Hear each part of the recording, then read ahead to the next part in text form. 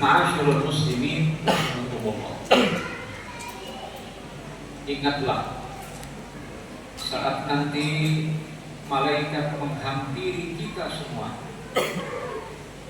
Saat malaikat Azrail datang dengan a'wanuhu, dengan malaikatul rahmah atau malaikatul azab, akan mendatangi masing-masing dari kita.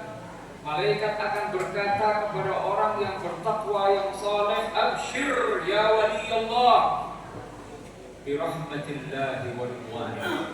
Wahai kekasih Allah, terimalah kabar gembira atas rahmat Allah dan ridha Allah kepadamu. Saat menerima kabar gembira yang luar biasa itu, orang bukannya semakin takut mati, hilang ketakutannya terhadap kematian, pengen cepat-cepat mati supaya segera mendapatkan limpahan rahmat Allah dan ridha Allah Subhanahu wa ta'ala. Sementara orang kafir akan didatangi oleh malaikat tadi dan berkata kepada-nya, abshir ya Abdullah bi sakhatillahi wa azabih. Terimalah kabar gembira untukmu bahwa engkau dimurkai oleh Allah dan akan diazab oleh Allah. Setelah itu Azrail akan mencabut nyawanya. Begitu dicabut nyawa orang mukmin yang sempurna imannya, nyawa itu langsung, roh itu diserah terimakan kepada malaikatul rahmah. Roh orang kafir akan langsung diserah terimakan kepada malaikatul azab. Orang mukmin yang saleh rohnya dibawa naik ke langit ketujuh, dicatat di Ainiyin, sebuah tempat di langit ketujuh, fulanun minas su'ada, si fulan meninggal dalam keadaan berbahagia karena meninggal dalam keadaan iman dan Islam. Roh orang kafir dibawa turun oleh malaikatul azab ke bumi ketujuh, ke sebuah tempat namanya Sijjin, dicatat di sana fulanun minal ashqiya, si fulan celaka karena meninggal dalam keadaan kafir. Setelah itu saat jenazah sudah dipersiapkan untuk dibawa ke liang kubur, maka malaikat akan turun membawa roh orang mukmin berjalan di belakang jasadnya. Roh orang kafir juga dibawa naik, akan dibawa diatur oleh malaikat berjalan di belakang jasadnya. Roh orang mukmin akan berkata, qaddimuni, qaddimuni, cepat-cepat bawa aku ke liang kuburku, karena dia tahu saat nanti di alam kubur akan mendapatkan nikmat kubur. Sementara roh orang kafir akan berkata, akhiruni, akhiruni, ya waili, aina tadhhabuna bi. Jangan cepat-cepat bawa aku ke kuburan. Kemana kalian akan bawa aku? Karena dia tahu saat sampai di kuburan nanti, roh akan disatukan jasadnya dan akan mengalami siksa kubur. Saat pergi ke makam, masing-masing dari kita, Nabi sinyalir dalam salah satu hadisnya, idza matal insan yatba'uhu ahluhu wa maluhu. Idza matal insan yatba'uhu thalatha fayarji'u ithnani wa yabqa ma'ahu wahid.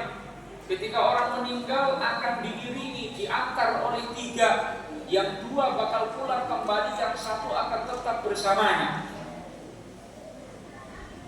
Yarji'u ahluhu wa maluhu, keluarganya, harta bendanya akan pulang kembali. Wa yabqa 'amaluhu, yang tersisa satu amalnya yang bersamanya. Saat itu tidak akan tersisa kecuali nikmat kubur atau siksa kubur.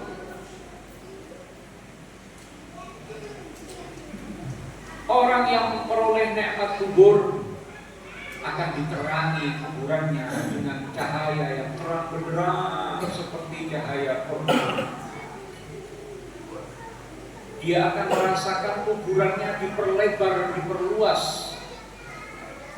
Dia akan mengalami kenyamanan di liang kuburnya, ditemani oleh amal perbuatannya, dirupakan menjadi orang yang kemudian berbincang-bincang dengannya. Sebaliknya orang kafir dan sebagian pelaku dosa besar di antara orang-orang yang beriman akan merasakan kuburan yang gelap, kuburan yang sunyi mencekam, akan dikirimkan kala jengking ular-ular, binatang-binatang berbisa, serangga-serangga akan memakan dari jasadnya. Dia melihat itu, dia merasakan sakit, tapi tidak bisa melakukan apa-apa. Saat kita mengingat saat-saat kematian ini, kita akan tahu satu-satunya yang bermanfaat bagi kita saat itu adalah amal soleh. Makanya suatu ketika Al-Hasan Al-Basri menghadiri sebuah pemakaman. Di dekat Al-Hasan Al-Basri, salah seorang ulama tabi'in, ada murid atau kawannya.